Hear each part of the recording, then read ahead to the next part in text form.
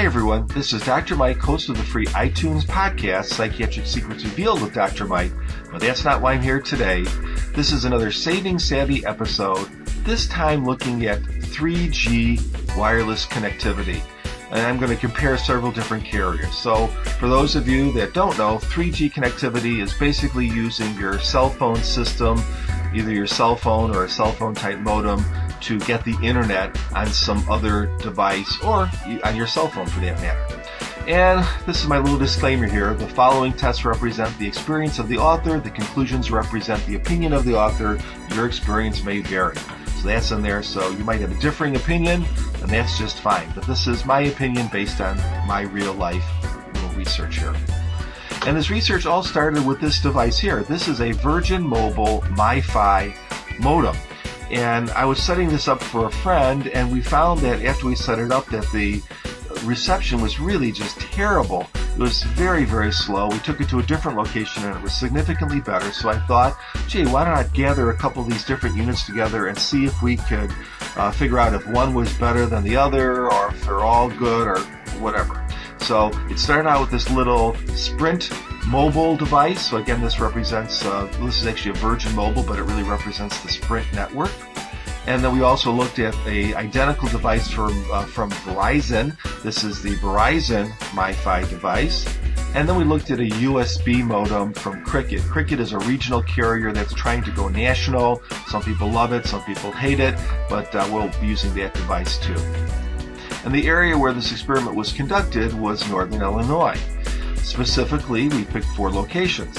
2 of those locations were in the western suburbs of Chicago, one at my home and one at my office. And 2 other locations were conducted at Rockford, Illinois.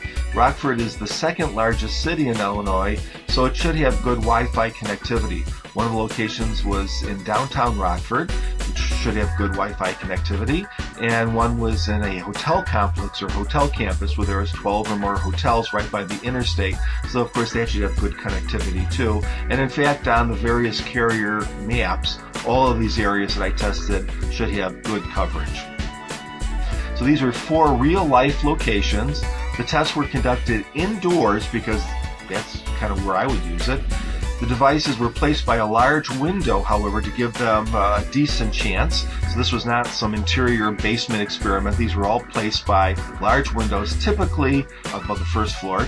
And I only did one sample point for each location. So in other words, I tested all the units in downtown Rockford and the hotel campus just one time each, just because I have a day job and I don't have that much time. And the devices were, of course, used as marketed. So the MiFi devices were used as wireless mini routers, and the USB device was used as a USB device, naturally. So these are the results, and I apologize, you really can't read the X and Y axes here, so let me read them for you. The first block of bars is for Virgin Mobile, that's Sprint. The second block is for Verizon, and the third block is for Cricket. And that Cricket bar to the extreme right, that's roughly over 1,800 kilobits per second, believe it or not. I couldn't believe it myself, but that's true. And probably the lower numbers here are below 100 kilobits per second when you look at some of these lower bars. So you really go from very usable to almost unusable. The surprising fact here is that the Virgin Mobile and Verizon connections in downtown Rockford were pretty much unusable, being below 200 kilobits per second, in fact much below. And the unusable point for the Cricket broadband was in my office, which was in the suburbs of Chicago. That was very bad too, probably I think around 70 kilobits per second. So that's that. You really couldn't even really use that for anything for downloads. However, all the other downloads were workable with that, and there you see that on the extreme right, that exceptional Cricket. Again, can't tell you why, that's just the result that I got. These graphs may look more impressive, but the top numbers here are above 400 kilobits per second. So compare that to 1,800 kilobits on the other graphs. And so this is really a truncated sort of graph.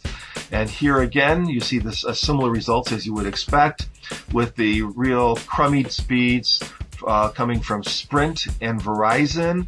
With the downtown Rockford location, in fact, the Sprint is below 50 kilobits per second, And then we see kind of a terrible result from Cricket, from my office location in a suburb of Chicago. That's just shy of 100 kilobits per second. You can see that depending on the location, all three of these different carriers did poorly, at least at one location. So what are the conclusions that we can draw from this? Well, first of all, there's a tremendous amount of variability with all the carriers. In some locations, they do pretty well. In other locations, they do poorly. And these are all what I would consider fairly ideal test sites in areas where the carriers themselves said they have very good coverage, and typically by a window on an upper level of a building. So that's about as good as you're going to get. The downtown Rockford results were terrible for the big two. That's Verizon and Sprint, which was represented by Virgin Mobile. Cricket, which is our regional carrier, varied from poor to spectacular depending on where you were located. And naturally, data collection was limited to just one site. I mean, I'm an old scientist, so if we went to 20 sites and at 20 different times a day, that'd be a better representation. But then again, this is not my job. This is just something that I do. And just by inference, I could tell you that AT&T had pretty similar results.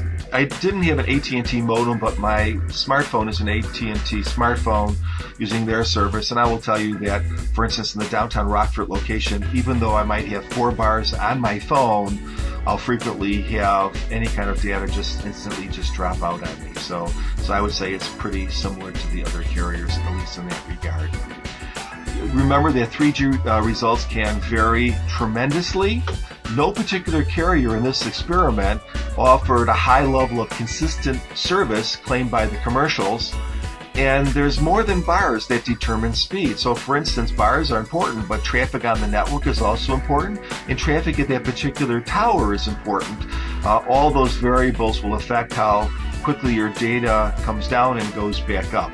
If possible, I would really recommend that you try a particular modem before you buy it. This is especially with companies that require 2-year contracts. Can you imagine if the top 3 places where you're going to use this modem have terrible connectivity, and you might get better connectivity from a different company for some reason. So if possible, try before you buy.